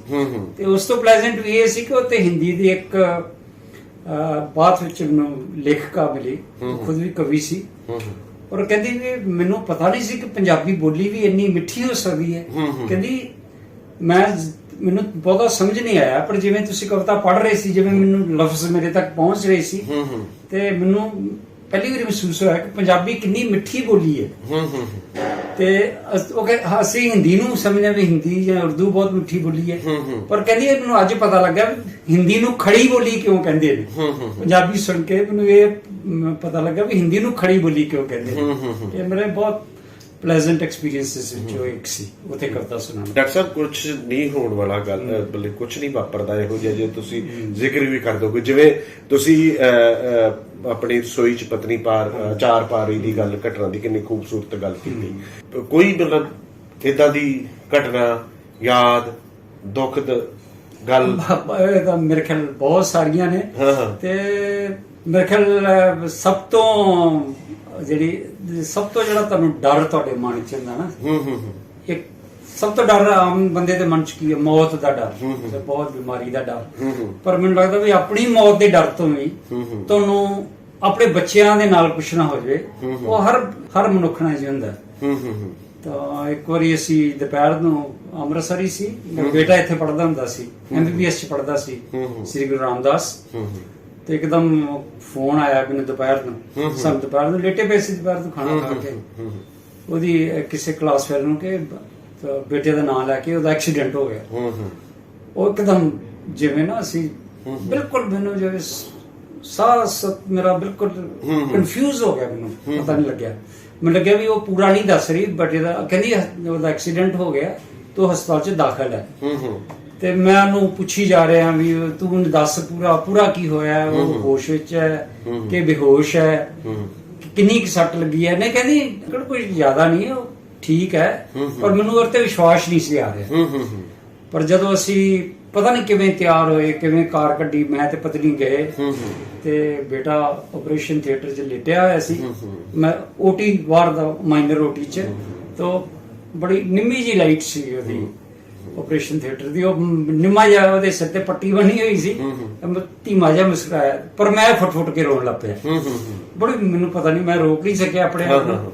ਤੇ ਉਹ ਬਾਹਰ ਜਿਹੜੀ ਨਰਸ ਖੜੀ ਸੀ, ਉਹਨੂੰ ਮੈਨੂੰ ਅੰਦਰ ਲੈ ਗਈ, ਕਹਿੰਦੀ ਤੁਸੀਂ ਡਾਕਟਰ ਹੋ ਤੇ ਇੰਨਾ ਛੋਟਾ ਦਿਲ ਹੈ? ਕਹਿੰਦੇ ਕੁਛ ਨਹੀਂ ਹੋਇਆ ਇਹਨੂੰ। ਸਿਰਫ ਇੱਕ ਘਟਨਾ ਕਿ ਜਿਹੜੀ ਮੈਨੂੰ ਕਦੇ ਵੀ ਇਹ ਭੁੱਲ ਨਹੀਂ ਸਕਦੀ। ਇਹ ਬਹੁਤ ਸਾਰੀਆਂ ਹੋਰ ਘਟਨਾਵਾਂ ਨੇ ਜ਼ਿੰਦਗੀ ਦੇ ਸਰੋਕਾਰਾਂ ਨਾਲ ਜੁੜੀਆਂ। ਮੇਰਾ ਸਵਾਲ ਇਹ ਹੈ ਕਿ ਜਿਹੜੀ ਹੁਣ ਆਪਾਂ ਸਾਰੇ ਮੈਗਜ਼ੀਨ ਦੇਖਦੇ ਆ, ਹਨਾ, ਕਵਿਤਾ ਦੇ ਨਾਲ ਹੀ ਜੁੜਦਾ ਸਵਾਲ ਆ। ਉਹਦੇ 'ਚ ਆਪਾਂ ਜੇ ਮੈਗਜ਼ੀਨ ਦੀ ਵੀ ਨਾਂ ਲੈਂਦੇ ਆ, ਹੁਣ ਮੈਗਜ਼ੀਨ ਸੀ ਤੇ ਪ੍ਰੀ ਪੋਇਟਿਕ ਹੈ, ਸ਼ਿਵਦੀਪ ਹੋਣਾ ਦਾ ਸਿਰਜਣਾ ਵਾ, ਅੱਖਰ ਹੈਗਾ ਵਾ, ਅਮਰਜੀਤ ਕੌਂਕੇ ਦਾ ਵਾ, ਪ੍ਰਤਿਮਾਨ ਆ, ਕੁਝ ਹਿੰਦੀ ਦੇ ਮੈਗਜ਼ੀਨ ਵੀ ਹੈਗੇ ਨੇ। ਇਹਨਾਂ ਦੇ ਵਿੱਚ ਜਿਹੜਾ ਅਨੁਵਾਦਿਤ ਸਾਹਿਤ ਹੈ ਭਾਰਤੀ ਭਾਸ਼ਾਵਾਂ ਦਾ, ਤੇ ਮਤਲਬ ਅੰਤਰਰਾਸ਼ਟਰੀ ਜਿਹੜੇ ਆਪਣੇ ਪੋਇਟ ਨੇ ਅਮਰੀਕਨ ਆ, ਤੁਸੀਂ ਇੰਗਲੈਂਡ ਦੇ ਆ, ਅੰਗਰੇਜ਼ੀ ਕਵੀ, ਅੰਗਰੇਜ਼ੀ ਕਵਿਤਾ, ਉਹ ਜਿਹੜੀ ਅਨੁਵਾਦ ਹੋਈ ਉਹ ਕੇ ਸਾਡੇ ਕੋਲ ਪਹੁੰਚਦਾ, ਉਹ ਸਾਹਿਤ ਜਿਹੜਾ ਪਹੁੰਚਦਾ, ਤੇ ਜਿਹੜਾ ਅੱਜ ਦਾ ਸਾਡਾ ਪਾਠਕ ਆ, ਹੁਣ ਤੁਸੀਂ ਪੁਸਤਕ ਮੇਲਿਆਂ 'ਚ ਵੀ ਦੇਖ ਲਓ, ਅਨੁਵਾਦ ਹੋਈਆਂ ਪੁਸਤਕਾਂ, ਮਤਲਬ ਚਾਹੇ ਉਹ ਕਵਿਤਾ ਦੀ ਆ, ਚਾਹੇ ਉਹ ਫਿਲਾਸਫੀ ਦੀ ਆ, ਚਾਹੇ ਉਹ ਆਪਣਾ ਚਿੰਤਨ ਦੇ ਨਾਲ ਜੁੜੀ ਹੋਈ ਆ, ਚਾਹੇ ਉਹ ਨਾਵਲ ਨੇ, ਉਹ ਪੁਸਤਕ ਮੇਲਿਆਂ 'ਚ ਮੈਂ ਲਗਭਗ ਸਾਰੇ ਪੁਸਤਕ ਮੇਲੇ ਦੇਖਦਾ, ਔਰ ਜ਼ਿਆਦਾ ਉਹਨਾਂ ਦੀ ਸੇਲ ਹੁੰਦੀ ਜ਼ਿਆਦੀਆਂ ਪੁਸਤਕਾਂ ਵੱਲੋਂ ਖਰੀਦਦੇ। ਇੱਥੇ ਪੰਜਾਬੀ ਕਵਿਤਾ ਨੂੰ, ਪੰਜਾਬੀ ਫਿਕਸ਼ਨ ਨੂੰ, ਮਤਲਬ ਤੁਸੀਂ ਕਿੱਥੇ ਖੜਾ ਕਰਕੇ ਰੱਖ ਕੇ ਵੇਖਦੇ ਆ ਇਹਦੇ ਬਾਰੇ? देखो हर बंदे को बड़ा लिमिटेड टाइम ਹੁੰਦਾ ਨਾ ਪੜਨ ਦਾ, तो क्यों ना बेहतरीन चीज पढ़े। ਜੇ ਤੁਹਾਨੂੰ ਪੰਜਾਬੀ ਚ ਨਹੀਂ ਮਿਲਦੀ ਕਿਉਂ ਪੜੇਗਾ ਉਹ? ਤੁਸੀਂ ਉਹਨੂੰ ਪੰਜਾਬੀ ਚ ਬਿਹਤਰੀਨ ਚੀਜ਼ ਦਿਓ, ਕਵਿਤਾ ਬਿਹਤਰੀਨ ਦਿਓ, ਵਾਰਤਕ ਬਿਹਤਰੀਨ ਦਿਓ, ਨਾਵਲ ਬਿਹਤਰੀਨ ਦਿਓ, ਕਿਉਂ ਨਹੀਂ ਪੜੇਗਾ? ਤੁਸੀਂ ਹੁਣ ਲਿਟਰੇਚਰ ਇਹ ਨਹੀਂ ਹੈਗਾ ਪੰਜਾਬੀ ਹੈ, ਹਿੰਦੀ, ਅੰਗਰੇਜ਼ੀ ਹੈ, ਹੁਣ ਤੁਸੀਂ ਵਰਲਡ ਸਟੇਜ ਤੇ ਹੋ, ਤੁਸੀਂ ਦੁਨੀਆ ਨਹੀਂ ਓਪਨ, ਤੁਸੀਂ ਦੁਨੀਆ ਦੀ ਸਾਰੀ ਲਿਟਰੇਚਰ ਨੂੰ ਸਮੋ ਰਹੇ ਹੋ, ਤੁਹਾਨੂੰ ਉਸ ਲੈਵਲ ਦਾ ਹੋਣਾ ਪਏਗਾ। ਸੋ ਜੇ ਤੁਹਾਡਾ ਬਿਹਤਰੀਨ ਹੋਏਗਾ ਤਾਂ ਪੰਜਾਬੀ ਦਾ ਵੀ ਪੜ੍ਹਨਗੇ। ਇੱਕ ਵਾਰੀ ਇਸੇ ਕੰਟੈਕਸਟ ਵਿੱਚ ਮੈਂ ਬਾਈ ਚਾਂਸ ਉਹਨਾਂ ਨੂੰ ਪੁੱਛਿਆ, ਅਜਮੇਰ ਰੋਡੇ ਹੋਰਾਂ ਨੂੰ, ਮੇਰੇ ਵੈਸੇ ਬਾਈ ਦੇ ਮਨਪਸੰਦ ਕਵੀਆਂ ਚ, ਨਹੀਂ ਮੇਰੇ ਵੀ ਬਹੁਤ ਪਸੰਦ ਨੇ ਉਹ, ਤੇ ਅਜਮੇਰ ਰੋਡੇ ਹੋਰਾਂ ਨੂੰ ਮੈਂ ਕਿਹਾ ਇਹ 5-7 ਸਾਲਾਂ ਦੀ ਗੱਲ ਹੈ, ਮੈਂ ਕਿਹਾ ਤੁਸੀਂ ਪੰਜਾਬੀ ਦੀ ਕਿਹੜੇ ਕਵੀ ਪੜ੍ਹਦੇ? ਕਹਿੰਦਾ ਮੈਂ ਪੰਜਾਬੀ ਕਵੀ ਪੜ੍ਹਦਾ ਹੀ ਨਹੀਂ। ਮੈਂ ਕਹਿੰਦਾ ਪੋਇਮ ਏ ਡੇ ਪੜ੍ਹਦਾ, ਅੰਗਰੇਜ਼ੀ ਦੀ ਹਰ ਰੋਜ਼ ਕਵਿਤਾ ਪੜ੍ਹਦਾ। ਹੁਣ ਤੁਸੀਂ ਇਸ ਤੋਂ ਅੰਦਾਜ਼ਾ ਲਾਓ, ਇਹਦਾ ਜਵਾਬ ਸਪਸ਼ਟ ਹੈ। ਕੁਆਲਿਟੀ ਹਰ ਬੰਦੇ ਕੋਲ ਬੜਾ ਲਿਮਿਟਡ ਟਾਈਮ ਹੈ ਹਰ ਚੀਜ਼ ਲਈ, ਉਹ ਬਿਹਤਰੀਨ ਪੜ੍ਹੇਗਾ। ਹਾਂ, ਤੁਸੀਂ ਦੇਸ਼ਾਂ ਵਿਦੇਸ਼ਾਂ ਦੇ ਬਹੁਤ ਸਫ਼ਰ ਕੀਤੇ ਆ, ਕੁਝ ਸੈਮੀਨਾਰ ਵੀ ਉੱਥੇ ਤੁਸੀਂ ਅਟੈਂਡ ਕੀਤੇ ਆ। ਇੱਕ ਸਫ਼ਰਨਾਮਾ ਤੁਹਾਡਾ ਆਇਆ, ਨਾਂ ਸੀਗਾ ਲਾਰਡ ਬਾਇਰਨ ਦੇ ਦੇਸ਼ ਚ। ਲਾਰਡ ਬਾਇਰਨ ਦੇ ਦੇਸ਼ ਚ। ਇਹਦੇ ਬਾਰੇ ਤੁਸੀਂ ਵਿਦੇਸ਼ੀ ਜਿਹੜੇ ਕੁਝ ਮੇਰੀ ਨੌਲੇਜ ਵਿੱਚ ਜੇ ਨਹੀਂ ਆ, ਜੇ ਕੁਝ ਜਿਹੜੇ ਦੂਜੇ ਅੰਗਰੇਜ਼ ਲੋਕ ਨੇ, ਲੇਖਕ ਨੇ ਅਮਰੀਕਾ ਦੇ, ਦੂਜੀ ਉੱਥੋਂ ਦੇ ਸ਼ਹਿਰੀ ਨੇ ਜਿਹੜੇ, ਜੇ ਉਹਨਾਂ ਨੂੰ ਮਿਲਣ ਦਾ ਮੌਕਾ ਮਿਲਿਆ, ਉਹਨਾਂ ਲੋਕਾਂ ਨੂੰ, ਇੰਗਲਿਸ਼ ਰਾਈਟਰਸ ਨੂੰ, ਤੇ ਜਾਂ ਵਿਦੇਸ਼ਾਂ ਬਾਰੇ ਕੋਈ ਵੀ ਗੱਲ ਤੁਸੀਂ ਕਰੋ, ਆਪਣਾ ਅਨੁਭਵ ਸਾਡੇ ਨਾਲ ਸਾਂਝਾ ਕਰੋ ਕੋਈ। ਵਿਦੇਸ਼ਾਂ ਬਾਰੇ ਖੈਰ ਮੈਂ ਬਹੁਤ ਘੁੰਮਿਆ, ਪਰ ਮੈਂ ਬਹੁਤੇ ਤੁਹਾਨੂੰ ਦੱਸਦੇ ਕਿ ਬਹੁਤੇ ਅੰਗਰੇਜ਼ ਲੇਖਕਾਂ ਨੂੰ ਨਹੀਂ ਮਿਲਿਆ, ਪਰ ਮੇਰਾ ਦੋਸਤ ਹੈ ਵਰਿੰਦਰ ਪ੍ਰਹਾਰ, ਇੰਗਲੈਂਡ ਚ ਰਹਿੰਦਾ ਕਈ ਸਾਲਾਂ ਤੋਂ, ਤੇ ਉਹ ਕਾਫੀ ਲੋਕਾਂ ਨੂੰ ਮਿਲਿਆ। ਉਹ ਬਿਲਕੁਲ ਵਿਸ਼ਾਲ ਜੀ, ਉੱਥੇ ਬਿਲਕੁਲ ਜਿਹੜਾ ਤੁਸੀਂ ਕਹਿੰਦੇ ਨਾ ਲੈਵਲ ਵੱਖਰਾ ਹੈ, ਬਿਲਕੁਲ ਉਹਨਾਂ ਦੀ ਸੋਚ, ਉਹਨਾਂ ਦੀ ਕਵਿਤਾ ਦਾ ਲੈਵਲ ਬਿਲਕੁਲ ਵੱਖਰਾ ਹੈ ਸਾਡੇ ਨਾਲ। ਉਹ ਇਸ ਤਰ੍ਹਾਂ ਹੋਣਗੇ, ਉਹਨਾਂ 'ਚ ਵੀ ਖੇਮੇ ਹੋਣਗੇ, ਮੱਠ ਹੋਣਗੇ ਉਹਨਾਂ 'ਚ ਵੀ, ਪਰ ਫਿਰ ਵੀ ਉਹ ਜ਼ਿਆਦਾ ਲਿਬਰਲ ਨੇ। ਇਸ ਤਰ੍ਹਾਂ ਛੋਟੇ ਛੋਟੇ ਗਰੁੱਪਾਂ 'ਚ ਨਹੀਂ ਵੰਡੇ ਹੋਏ ਜਿਵੇਂ ਪੰਜਾਬੀ ਸਾਹਿਤ ਵਿੱਚ ਅਸੀਂ ਵੰਡੇ ਹੋਏ ਹਾਂ। ਡੈਫੀਨੇਟਲੀ ਉਹ ਜਿਵੇਂ ਬਾਕੀ ਮਾਪਦੰਡਾਂ 'ਚ ਜੀਵਨ ਦੇ ਮਾਪਦੰਡਾਂ ਨਾਲ ਸਭ ਤੋਂ ਅੱਗੇ ਨੇ, ਉਹ ਮੈਂ ਸਮਝਦਾ ਵੀ ਕਵਿਤਾ 'ਚ ਡੈਫੀਨੇਟਲੀ ਸਾਡੇ ਤੋਂ ਅੱਗੇ ਨੇ, ਔਰ ਵਾਰਤਕ 'ਚ ਔਰ ਨਾਵਲ 'ਚ ਵੀ ਸਾਡੇ ਤੋਂ ਬਹੁਤ ਅੱਗੇ ਨੇ। ਸੋ ਇਹ ਡਿਵੈਲਪਿੰਗ ਕੰਟਰੀਜ਼ ਜਿਹੜਾ ਬਾਕੀ ਜੀਵਨ ਦੇ ਮਾਪਦੰਡਾਂ 'ਚ ਹੈ, ਉਹ ਮੈਨੂੰ ਲੱਗਦਾ ਲਿਟਰੇਚਰ 'ਚ ਵੀ ਹੈਗਾ। ਡਾਕਟਰ ਸਾਹਿਬ, ਮੈਂ ਸਮਝਦਾ ਵਾਂ ਕਿ ਜਿੱਦਾਂ ਤੁਸੀਂ ਵੱਖਰੀ ਕਿਸਮ ਦੀ ਭਾਸ਼ਾ, ਵੱਖਰੇ ਕੰਟੈਂਟ ਲੈ ਕੇ ਆਏ ਮਤਲਬ ਪੰਜਾਬੀ ਕਵਿਤਾ ਦੇ ਵਿੱਚ, ਤੇ ਕਿਉਂ ਨਾ ਇੱਕ ਛੋਟੀ ਜੀ ਕਵਿਤਾ ਜਿਹੜੀ ਆ ਉਹ ਆਪਾਂ ਆਪਣੇ ਦਰਸ਼ਕਾਂ, ਪਾਠਕਾਂ, ਦੋਸਤਾਂ ਨਾਲ ਸਾਂਝੀ ਕਰ ਲਈਏ। ਨਜ਼ਮ ਹੈ ਜੀ, ਮਿੱਠਾ ਖਰਬੂਜ਼ਾ। ਖਰਬੂਜਿਆਂ ਦੀ ਰੇਹੜੀ ਤੇ ਖਰਬੂਜੇ ਸਾਰੇ ਇੱਕੋ ਤਰ੍ਹਾਂ ਦੇ ਦਿਸਦੇ ਨੇ। ਰੇਹੜੀ ਵਾਲੇ ਨੂੰ ਕਹਿੰਦਾ ਹਾਂ, ਮੈਨੂੰ ਤਾਂ ਪਤਾ ਨਹੀਂ, ਤੂੰ ਆਪ ਹੀ ਲੱਭ ਦੇ ਮਿੱਠਾ ਜਿਹਾ ਕੋਈ। ਉਹ ਇਕਸਾਰ ਰੰਗ ਆਕਾਰ ਦੇ ਖਰਬੂਜਿਆਂ ਦੇ ਢੇਰ 'ਚ ਸਰਸਰੀ ਵੇਖਦਾ, ਤੇ 2-4 ਨੂੰ ਛੋਟ ਹੋ ਕੇ ਇੱਕ ਚੁੱਕ ਲੈਂਦਾ ਹੈ। ਉਹਨੂੰ ਤਲੀਆਂ 'ਚ ਘਮਾਉਂਦਾ, ਮੁੜ ਚੰਗੀ ਤਰ੍ਹਾਂ ਟੂੰਦਾ, ਨੱਕ ਕੋਲ ਲਿਜਾਂਦਾ ਹੈ। ਪਤਾ ਨਹੀਂ ਕਿੰਜ ਮਿਠਾਸ ਸੁੰਘਦਾ ਹੈ, ਪਰ ਅੰਦਰੋਂ ਪਤਾ ਉਹਨੂੰ, ਤੇ ਮੈਂ ਵੀ ਜਾਣਦਾ ਹਾਂ ਕਿ ਇਹ ਵਿਖਾਵਾ ਮਹਿਜ ਮਨ ਦੀ ਤਸੱਲੀ ਹੈ। 100 ਚੱਖਣ ਮਗਰੋਂ ਹੀ ਸੱਚੀ ਦੋਸਤੀ ਜਿਵੇਂ ਖਰਬੂਜਾ ਕੋਈ ਮਿੱਠਾ ਮਿਲਦਾ ਹੈ। ਬਹੁਤ ਖੂਬ, ਬਹੁਤ ਖੂਬ ਡਾਕਟਰ ਸਾਹਿਬ। ਇੱਕ ਹੋਰ ਕਵਿਤਾ ਤੁਸੀਂ ਕੁਛ ਇਸ ਤਰ੍ਹਾਂ ਦੀ? ਨਜ਼ਮ ਹੈ ਜੀ, ਨਗਨ। ਨਗਨ ਇਹ ਅਕਸਰ ਹੁੰਦਾ ਹੈ ਮੇਰੇ ਨਾਲ, ਕਦੇ ਸਿਰੋਂ, ਧੜ ਤੋਂ, ਕਦੇ ਤੇੜ ਤੋਂ ਮੈਂ ਖੁਦ ਨੂੰ ਨਗਨ ਪਾਉਂਦਾ ਹਾਂ। ਮੈਂ ਪਗੜੀ, ਪਟਕਾ, ਵਸਤਰ ਆਪਣੇ ਪਤਾ ਨਹੀਂ ਉਤਾਰ ਧਰ ਕੇ ਕਿੱਥੇ ਭੁੱਲ ਵਿਸਰ ਜਾਂਦਾ, ਤੇ ਖੁਦ ਨੂੰ ਨਿਰਵਸਤਰ ਤੱਕਦਾ ਹਾਂ। ਘਰੋਂ ਕਦੇ ਸ਼ਹਿਰੋਂ ਵੀ ਦੂਰ ਅਣਜਾਣ ਡਰਾਉਣੇ ਥਾਵਾਂ ਤੇ ਭਟਕਦਾ ਫਿਰਦਾ ਹਾਂ। ਮੇਲੇ 'ਚ ਗੁਆਚੇ ਬਾਲ ਜਿਹਾ ਜੋ ਸੈਂਕੜੇ ਚਿਹਰਿਆਂ ਦੇ ਪੰਬਲ ਪੂਸੇ 'ਚੋਂ ਕੋਈ ਚਿਹਰਾ ਜਾਣਿਆ ਢੂੰਡਦਾ ਹੈ। ਕੋਈ ਵਸਤਰ ਢੂੰਡਦਾ ਮੈਂ ਤੇ ਦੀਵਾਰਾਂ ਦੀ ਭਾਵੇਂ ਪੋਰਾ ਹੀ ਕੋਟਲੀ ਲੁਕਦਾ ਛਿਪਦਾ ਹਾਂ। ਲੰਮੀ ਉਲਝਣ, ਡਰ ਤੇ ਸ਼ਰਮਸਾਰੀ ਮਗਰੋਂ ਬੜਾ ਬਾਅਦ 'ਚ ਪਤਾ ਚੱਲਦਾ ਮੈਨੂੰ ਕਿ ਨਗਲਤਾ ਮੇਰੀ ਵਿਖਾਲੀ ਦਿੰਦੀ ਸਿਰਫ ਮੈਨੂੰ ਆਪ ਹੀ। ਦੂਸਰੇ ਸਭ ਤਾਂ ਮੇਰੇ ਨਾਲ ਆਮ ਪਏ ਵਰਤਦੇ ਨੇ। ਮੈਂ ਬਹੁਤ ਹੈਰਾਨ ਹੁੰਦਾ ਹਾਂ, ਇਹ ਕੈਸੇ ਕੱਜਣ ਜਿਹੜੇ ਸਿਰਫ ਮੈਨੂੰ ਨਹੀਂ ਦਿਸਦੇ, ਮੈਂ ਪਹਿਨਦਾ ਹਾਂ। ਬਹੁਤ ਖੂਬ, ਬਹੁਤ ਖੂਬ। ਡਾਕਟਰ ਸਾਹਿਬ, ਜਿਸ ਤਰ੍ਹਾਂ ਤੁਹਾਡੀ ਕਵਿਤਾ, ਮੈਂ ਤੁਹਾਡੀ ਸਾਰੀ ਪੋਇਟਰੀ ਪੜ੍ਹੀ ਆ, ਵੱਖਰੇ ਰਿਦਮ ਆ ਉਹਦੇ ਵਿੱਚ, ਤੁਸੀਂ ਆਪਣੀ ਕਵਿਤਾ ਬਾਰੇ ਕੀ ਕਹਿਣਾ ਚਾਹੋਗੇ? ਮੇਰੇ ਖਿਆਲ ਕਵੀ ਨੂੰ ਕਵਿਤਾ ਬਾਰੇ ਕਹਿਣ ਦੀ ਲੋੜ ਤੇ ਨਹੀਂ ਪੈਣੀ ਚਾਹੀਦੀ, ਕਿਉਂਕਿ ਜਿਹੜੀ ਕਵਿਤਾ ਹੈ ਉਹ ਜੋ ਵੀ ਕਵੀ ਕਹਿਣਾ ਚਾਹੁੰਦਾ ਸਭ ਕਵਿਤਾਵਾਂ 'ਚ ਉਹੀ ਕਹਿ ਰਿਹਾ ਹੁੰਦਾ ਹੈ। ਸੋ ਮੈਂ ਤਾਂ ਕਹਿੰਦਾ ਕਿ ਮੇਰੀ ਕਵਿਤਾ ਇੱਕ ਤੇ ਹੈ ਕਿ ਸ਼ਾਇਦ ਇਹ ਸੁਣਾਉਣ ਵਾਲੀ ਨਹੀਂ ਹੈਗੀ, ਇਹ ਆਰਾਮ ਨਾਲ ਸਹਿਜੇ ਬਿਲਕੁਲ ਚੁੱਪਚਾਪ ਇਕਾਂਤ ਵਿੱਚ ਪੜ੍ਹਨ ਵਾਲੀ ਕਵਿਤਾ ਹੈਗੀ ਹੈ। ਘਰ ਨੇ ਤੁਹਾਡੀ ਕਵਿਤਾ ਨੂੰ ਕਿੰਨਾ ਕੁ ਕਬੂਲਿਆ? ਘਰ ਮੇਰੀ ਪਤਨੀ ਮੇਰੀ ਸਾਰੇ ਸਫ਼ਰ 'ਚ ਮੇਰੇ ਅੰਗ ਸੰਗ ਰਹਿੰਦੀ ਹੈ। ਉਹ ਮੇਰੀ ਬੜੀ ਕ੍ਰਿਟਿਕ ਵੀ ਹੈ। ਉਹ ਬਹੁਤ ਉਹੋ ਜਿਹੀਆਂ ਗੱਲਾਂ ਮੇਰੀ ਕਵਿਤਾ ਬਾਰੇ ਕਰ ਜਾਂਦੀ ਹੈ ਕਿ ਜਿਹੜੇ ਦੂਸਰੇ ਨਹੀਂ ਕਰਦੇ। ਜਿਵੇਂ ਬਹੁਤ ਵਾਰੀ ਕਹਿੰਦੀ ਹੈ ਕਿ ਇੱਕੋ ਜਿਹੀਆਂ ਕਵਿਤਾਵਾਂ ਲਿਖੀ ਜਾਂਦੇ ਹੋ, ਪਰ ਹੁਣ ਮੈਂ ਉਹਨੂੰ ਇਹ ਵੀ ਕਹਿੰਦਾ ਵੀ ਜਦ ਮੈਂ ਬੰਦਾ ਹੀ ਬਦਲ ਜਾਵਾਂ, ਰੈਡੀਕਲੀ ਮੈਂ ਬਦਲਾਂ, ਤਾਂ ਮੇਰੀ ਕਵਿਤਾ ਵੱਖਰੀ ਹੋਊਗੀ। ਪਰ ਉਹ ਮੈਂ ਜਿਹੜਾ ਉੱਡਣ ਲੱਗਦਾ ਅਸਮਾਨ 'ਚ ਉੱਪਰ, ਉਹ ਥੱਲੇ ਲਿਆ ਕੇ ਪਟਕ ਦਿੰਦੀ ਹੈ ਕਦੇ ਕਦੇ, ਔਰ ਮੈਨੂੰ ਚੰਗਾ ਲੱਗਦਾ ਕਿਉਂਕਿ ਉਹ ਬੜੀ ਉਹਦੀ ਸਟੀਕ ਇੱਕ ਕ੍ਰਿਟਿਸਿਜ਼ਮ ਕਰਦੀ ਹੈ ਔਰ ਸ਼ੁਰੂ ਸਫ਼ਰ ਤੋਂ ਹੀ ਮੇਰੇ ਨਾਲ ਚੱਲਦੀ ਰਹੀ ਹੈ ਕਵਿਤਾ। ਤੇ ਡਾਕਟਰ ਸਾਹਿਬ, ਤੁਹਾਡੀ ਕਵਿਤਾ ਦੀ ਆਪਾਂ ਗੱਲਬਾਤ ਕੀਤੀ ਹੈ, ਮਤਲਬ ਜੀਣ ਦੀ ਕਿੰਨੀ ਕੁ ਜੀਣ ਦੀ ਇੱਛਾ ਹੈਗੀ ਆ?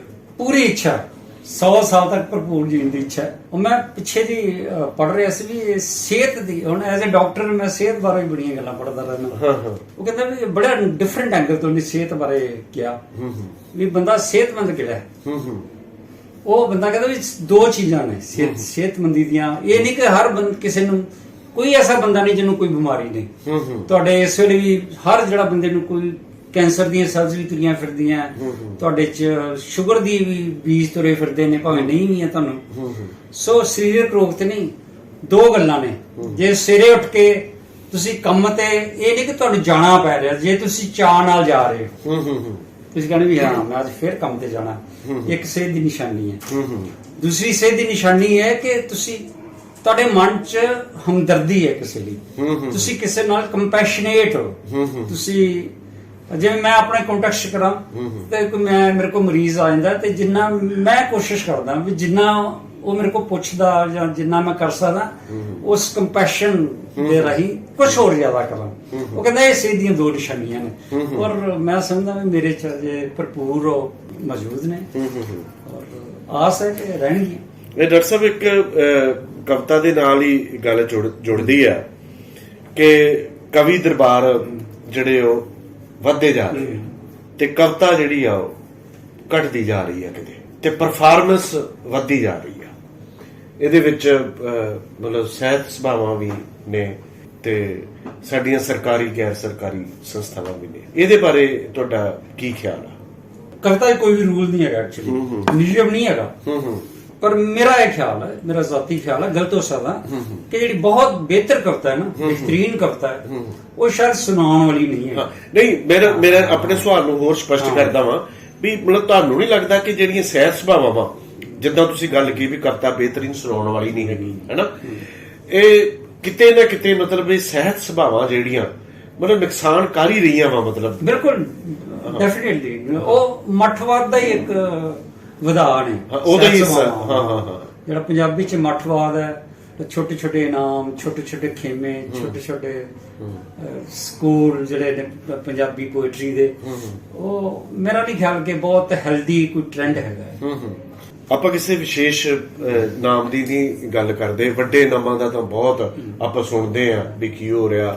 ਕੁਛ ਰਚਨਾਵਾਂ ਵੀ ਆਈਆਂ, ਉਹਨਾਂ ਤੇ ਬਹਿਸ ਵੀ ਹੋਈ, ਵਿੱਚੋਂ ਕੁੱਲ ਮਿਲਾ ਕੇ ਕੁਛ ਨਿਕਲਿਆ ਨਹੀਂ, ਦੋ ਧਿਰਾਂ 'ਚ ਵੰਡਿਆ ਗਿਆ ਸਾਰਾ ਕੁਛ। ਸ਼ਹਿਰਾਂ ਜਿਹੜੀਆਂ ਸਾਹਿਤ ਸਭਾਵਾਂ ਬਣੀਆਂ ਵਾ, ਫੋਰ ਐਗਜ਼ਾਮਪਲ ਉਹ ਅੰਮ੍ਰਿਤਸਰ ਆ, ਉਹ ਕਿਤੇ ਹੋਰ ਵੀ ਹੈਗੀ ਆ, ਬਿਆਸ ਵਾਗ ਰਈਆ ਕਹਿ ਲੋ, ਤੇ ਉਹ ਆਏ ਸਾਲ ਮਤਲਬ ਇਨਾਮ ਦੇ ਦਿੰਦੇ ਆ, ਫਲਾਣਾ ਸੋ ਨਾ ਉਹ ਫਲਾਣੇ ਸੋ ਦੇ ਨਾਮ, ਫਲਾਣਾ ਸੋ ਫਲਾਣੇ ਦੇ ਨਾਮ। ਔਰ ਨਾ ਤਾਂ ਉਹ ਜਿਹੜਾ ਬੰਦਾ ਇਸ ਦੁਨੀਆ 'ਚ ਨਹੀਂ ਹੈਗਾ, ਅਸੀਂ ਐਵੇਂ ਹੀ ਉਹਨੂੰ ਵੱਡਾ ਕ੍ਰੀਏਟ ਕਰ ਦਿੱਤਾ ਵੀ ਉਹ ਬਹੁਤ ਵੱਡਾ ਸਮਾਜ ਸੇਵੀ ਸੀ, ਬੜਾ ਵੱਡਾ ਕਵੀ ਸੀ। ਤੇ ਮੈਂ ਘੱਟੋ ਘੱਟ ਪੜ੍ਹਦਾ ਵਾਂ, ਲਿਖਦਾ ਵਾਂ, ਤੁਹਾਨੂੰ ਵੀ ਪਤਾ। ਤੇ ਮੇਰੇ ਮਤਲਬ ਦੇਣ ਵਾਲੇ ਵੀ ਨਾਮ ਉਹੋ ਜੇ, ਤੇ ਅੱਗਿਓਂ ਜਿਹੜੇ ਲੈਣ ਵਾਲੇ ਵੀ ਉਹੋ ਜਿਹੇ ਜਿਨ੍ਹਾਂ ਨੂੰ ਕੋਈ ਜਾਣਦਾ ਹੀ ਨਹੀਂ ਹੈਗਾ, ਤੇ ਉਹ ਛੋਟੀ ਜੀ ਦੁਨੀਆ 'ਚ ਹੀ ਉਹ ਤੁਰੇ ਫਿਰਦੇ ਆ। ਇਹਦੇ ਬਾਰੇ ਤੁਹਾਡਾ ਮਤਲਬ ਕੀ ਖਿਆਲ ਹੈ? ਇਨਾਮਾਂ ਦਾ ਰੋਲ ਦੇਖੋ, ਬਹੁਤ ਅੱਛੇ ਸਾਹਿਤਕਾਰਾਂ ਨੂੰ ਇਨਾਮ ਮਿਲਦੇ ਨੇ, ਹਾਂ ਹਾਂ, ਪਰ ਆਮ ਔਰ ਆਮ ਸਧਾਰਨ ਤੋਂ ਵੀ ਘੱਟ ਪੱਧਰ ਵਾਲਿਆਂ ਨੂੰ ਵੀ ਮਿਲਦੇ ਨੇ। ਸੋ ਅਗੇਨ ਇਹਦੇ ਵਿੱਚ ਇੱਕੋ ਗੱਲ ਜਨਰਲਾਈਜੇਸ਼ਨ ਨਹੀਂ ਕੀਤੀ ਜਾ ਸਕਦੀ ਕਿ ਸਾਰੇ ਇਨਾਮ ਮਾੜੇ ਸਾਹਿਤਕਾਰਾਂ ਨੂੰ ਮਿਲਦੇ, ਕਿ ਬਹੁਤ ਡਿਜ਼ਰਵਿੰਗ ਔਰ ਬਹੁਤ ਅੱਛੇ ਸਾਹਿਤਕਾਰਾਂ ਨੂੰ ਇਨਾਮ ਮਿਲਦੇ ਨੇ। ਮੇਰੇ ਨਾਲ ਇਦਾਂ ਦਾ ਕੁਝ ਵਾਪਰਿਆ ਹਨਾ, ਤੇ ਮੈਨੂੰ ਫੋਨ ਆਇਆ ਵੀ ਮਤਲਬ ਇੰਨੀ ਤਰੀਕ ਨੂੰ ਵਿਹਲਾ ਵਾ। ਮੈਂ ਕਿਹਾ ਵੀ ਨਹੀਂ, ਮਤਲਬ ਮੈਂ ਨਹੀਂ ਵਿਹਲਾ ਹੈਗਾ। ਤੇ ਮੈਂ ਕਿਹਾ ਵੀ ਕਾਰਨ ਕੀ? ਅਸੀਂ ਨਾ ਨਾਮ ਦੇਣਾ ਸੀਗਾ ਤੇ ਚੱਲ ਕੇ ਹੋਰ ਨੂੰ ਦੇ ਦਿੰਦੇ ਆ ਹਨਾ। ਤੇ ਉਹ ਫਿਰ ਔਰ ਸੱਚੀ ਗੱਲ ਆ, ਮਤਲਬ ਉਹ ਕਿਸੇ ਹੋਰ ਨੂੰ ਦਿੱਤਾ, ਮਤਲਬ ਜਿਹਦੇ ਨਾਂ ਤੇ ਦਿੱਤਾ ਗਿਆ ਹਨਾ। ਘੱਟੋ ਘੱਟ ਮੈਂ ਤੇ ਉਹਨੂੰ ਜਾਣਦਾ ਨਹੀਂ ਸੀਗਾ ਹਨਾ, ਤੇ ਜਿਹਨੂੰ ਦਿੱਤਾ ਗਿਆ ਨਾ, ਤੇ ਉਹਦੀ ਵੀ ਕੋਈ ਇੰਨੀ ਪਹਿਚਾਨ ਨਹੀਂ ਹੈਗੀ ਕਿਤੇ। ਮਤਲਬ ਗੱਲ ਚ ਹਾਰ ਪਵਾ ਲਏ ਤੇ ਨਾਮ ਫੜ ਲਿਆ, ਚਲੋ ਖੈਰ ਇਹ ਚੱਲਦਾ ਹੀ ਰਹਿਣਾ, ਪੀੜੀ ਦਰ ਪੀੜੀ ਇਹ ਚੱਲੇ, ਇਹ ਖਤਮ ਹੋਣਾ ਹੀ ਨਹੀਂ ਆ। ਜ਼ਿੰਦਗੀ ਦੇ ਸਫ਼ਰ ਬਾਰੇ ਵੀ ਗੱਲਾਂ ਕਰ ਲੀਆਂ, ਕਵਿਤਾ ਬਾਰੇ ਵੀ ਕਾਫੀ ਖੁੱਲ ਕੇ ਗੱਲਾਂ ਕਰ ਲੀਆਂ। ਤੇ ਇਹਨਾਂ ਹੋ ਸਕਦਾ ਵੀ ਕੋਈ ਸਵਾਲ ਮੇਰੇ ਕੋਲ ਰਹਿ ਗਿਆ ਹੋਵੇ, ਪੁੱਛਿਆ ਨਾ ਗਿਆ ਹੋਵੇ, ਤੇ ਉਹ ਗੱਲ ਤੁਸੀਂ ਕਰਨੀ ਚਾਹੁੰਦੇ ਹੋ, ਤੇ ਉਹ ਮੈਂ ਚਾਹਾਂਗਾ ਕਿ ਉਹ ਸਾਡੇ ਨਾਲ ਤੁਸੀਂ ਗੱਲ ਸਾਂਝੀ ਕਰੋ। ਮੈਂ ਮੇਰੇ ਕੋਲ ਸੁਝਾਅ ਹੀ ਹੈ, ਕੋਈ ਬਹੁਤ ਸਾਰੇ ਲੋਕੀ ਵਿਦਵਾਨ ਨੇ, ਪਰ ਮੈਂ ਸਮਝਦਾ ਵੀ ਜਿਹੜੇ ਪੰਜਾਬੀ ਕਵੀ ਨੇ ਨਾ, ਜਿਹੜੇ ਲਿਖਦੇ ਨੇ ਕਵਿਤਾ, ਕਿਉਂਕਿ ਸਾਡਾ ਜਿਹੜਾ ਮੇਨ ਟੂਲ ਹੈ ਉਹ ਹੈਗਾ ਲੈਂਗੁਏਜ, ਸ਼ਬਦ ਨੇ। ਤੇ ਮੇਰਾ ਇੱਕੋ ਹੀ ਛੋਟਾ ਜਿਹਾ ਸੁਝਾਅ ਹੈ ਕਿ ਜਿਹੜੇ ਕਵਿਤਾ ਲਿਖਣ ਵੇਲੇ ਜਿਹੜੀ ਸ਼ਬਦ ਜੋੜਾਂ 'ਚ ਨਾ ਗਲਤੀਆਂ ਕਰਨ, ਘੱਟ ਤੋਂ ਘੱਟ। ਮੈਂ ਕਈ ਵਾਰੀ ਪੜ੍ਹਦਾ ਕਿ ਇੱਕੋ ਪੈਰੇ 'ਚ ਇੱਕੋ ਸ਼ਬਦ ਨੂੰ 3 ਤਰ੍ਹਾਂ ਲਿਖਿਆ ਹੁੰਦਾ। ਮੈਂ ਕਈ ਵਾਰੀ ਇਹਨੂੰ ਫਿਰ ਅੰਗਰੇਜ਼ੀ ਨਾਲ ਕੰਪੇਅਰ ਕਰਦਾ। ਸਾਡੀਆਂ ਜਿਹੜੀਆਂ ਕਿਤਾਬਾਂ ਨੇ ਨਾ, ਉਹ 3,000 ਪੇਜਿਸ ਦੀਆਂ ਸਿੰਗਲ ਸਪੇਸ 'ਚ ਅੰਗਰੇਜ਼ੀ ਦੀਆਂ, ਔਰ 3,000 ਪੇਜ 'ਚ ਕੋਈ ਗਲਤੀ ਨਹੀਂ ਹੁੰਦੀ, ਇੱਕ ਵੀ ਗਲਤੀ ਨਹੀਂ ਹੁੰਦੀ। ਇਹ ਉਹਨਾਂ ਦੀ ਪ੍ਰੋਫੈਸ਼ਨਲਿਜ਼ਮ ਹੈ। ਸਾਡੇ ਪੰਜਾਬੀ ਕਵੀ, ਮੈਂ ਕਈ ਕਵਿਤਾਵਾਂ ਪੜ੍ਹਦਾ, ਜਦ ਵਾਰਤਕ ਪੜ੍ਹਦਾ, ਇੱਕ ਪੈਰੇ 'ਚ ਇੱਕੋ ਲਫ਼ਜ਼ ਨੂੰ 3 ਵੱਖਰੀ ਤਰ੍ਹਾਂ ਲਿਖਿਆ ਹੁੰਦਾ ਔਰ ਤਿੰਨੇ ਗਲਤ। ਹੁਣ ਇਹਨੂੰ ਕੀ ਕਹੋਗੇ? ਇਹ ਮੇਰੇ ਹਿਸਾਬ ਨਾਲ ਸਿੰਪਲ ਨਲਾਇਕੀ ਹੈ, ਔਰ ਆਪਣੇ ਪ੍ਰੋਫੈਸ਼ਨ ਪ੍ਰਤੀ ਤੁਹਾਡੀ ਸਿੰਸੈਰਿਟੀ ਦੀ ਘਾਟ ਹੈ। ਸੋ ਜਿਹੜੇ ਘੱਟ ਤੋਂ ਘੱਟ ਸ਼ਬਦ ਜੋੜ ਤਾਂ ਤੁਸੀਂ ਠੀਕ ਕਰ ਸਕਦੇ ਹੋ। ਕਵਿਤਾ ਤੇ ਜੋ ਚਲੋ ਹਰ ਬੰਦੇ 'ਚ ਜੋ ਹੈਗਾ ਉਹੀ ਲਿਖਣੀ ਹੈ, ਪਰ ਇਹਦੇ ਬਾਰੇ ਤੇ ਧਿਆਨ ਦੇ ਸਕਦੇ ਹੋ। ਔਰ ਜਿਹੜਾ ਪੰਜਾਬੀ ਖੁੱਲੀ ਕਵਿਤਾ ਤੇ ਬੜਾ ਬਾਰ-ਬਾਰ ਲੱਗਦਾ ਇਲਜ਼ਾਮ ਕਿ ਵਾਰਤਕ ਦੇ ਟੁਕੜੇ ਨੇ, ਔਰ ਲੈ ਬਾਰੇ ਵੀ ਧਿਆਨ ਦਿੱਤਾ ਜਾ ਸਕਦਾ ਜ਼ਿਆਦਾ ਜਦੋਂ ਤੁਸੀਂ ਕਵਿਤਾ ਲਿਖਦੇ। ਡਾਕਟਰ ਸਾਹਿਬ ਬਹੁਤ ਬਹੁਤ ਧੰਨਵਾਦ। ਅੱਜ ਤੁਸੀਂ ਮਨਦੀਪ ਕੌਰ ਸਿੱਧੂ ਦੇ ਸਿੱਧਾ ਕੋਟਸ ਦੇ ਵਿਹੜੇ 'ਚ ਆਏ, ਉਹਨਾਂ ਦੇ ਸਟੂਡੀਓ 'ਚ ਆਪਾਂ ਗੱਲਬਾਤ ਕੀਤੀ, ਕਵਿਤਾ ਬਾਰੇ ਗੱਲਬਾਤ ਕੀਤੀ, ਤੁਹਾਡੀ ਨਿੱਜੀ ਜ਼ਿੰਦਗੀ ਬਾਰੇ ਗੱਲਬਾਤ ਕੀਤੀ। ਮੈਨੂੰ ਖੁਦ ਨੂੰ ਜਿਹੜੇ ਬਹੁਤ ਕੁਝ ਹੋਰ ਜਾਣਨ ਬਾਰੇ ਮਿਲਿਆ, ਕਵਿਤਾ ਦੇ ਭੇਦ ਖੁੱਲੇ, ਕਵਿਤਾ ਦੇ ਰਹੱਸ ਖੁੱਲੇ ਤੁਹਾਡਾ ਇੱਥੇ ਆਉਣ ਤੇ। ਇੱਕ ਵਾਰ ਫਿਰ ਸਾਡੀ ਟੀਮ ਵੱਲੋਂ ਤੁਹਾਡਾ ਬਹੁਤ ਬਹੁਤ ਧੰਨਵਾਦ ਕਿ ਤੁਸੀਂ ਸਾਡੇ ਨਾਲ ਅੱਜ ਗੱਲਬਾਤ ਕੀਤੀ, ਟਾਈਮ ਕੱਢਿਆ। ਬਹੁਤ ਬਹੁਤ ਸ਼ੁਕਰੀਆ ਵਿਸ਼ਾਲ ਜੀ, ਤੁਸੀਂ ਅੰਮ੍ਰਿਤਸਰ ਸਰਨਾਮੇ 'ਚ ਵੀ ਸ਼ਾਮਲ। ਥੈਂਕ ਯੂ ਦੋਸਤੋ, ਇਹ ਸਨ ਸਾਡੇ ਨਾਲ ਅੱਜ ਆਪਣੀ ਵੱਖਰੀ ਤਰ੍ਹਾਂ ਦੇ ਸਾਡੇ ਦੋਸਤ ਪਿਆਰੇ ਸ਼ਾਇਰ ਡਾਕਟਰ ਅਮਰੀਸ਼ ਜੀ, ਜਿਨ੍ਹਾਂ ਨਾਲ ਆਪਾਂ ਗੱਲਬਾਤ ਸਾਂਝੀ ਕੀਤੀ। ਆਪਾਂ ਅਗਲੇ ਹਫਤੇ ਫਿਰ ਕਿਸੇ ਹੋਰ ਪਰਸਨੈਲਿਟੀਜ਼ ਨਾਲ, ਹੋਰ ਕਵੀ ਨਾਲ ਗੱਲਾਂ ਲੈ ਕੇ ਮਿਲਾਂਗੇ। ਤਦੋਂ ਤੱਕ ਇਜਾਜ਼ਤ, ਤੁਹਾਡਾ ਸਾਰਿਆਂ ਦਾ ਇੱਕ ਵਾਰ ਬਹੁਤ ਬਹੁਤ ਧੰਨਵਾਦ।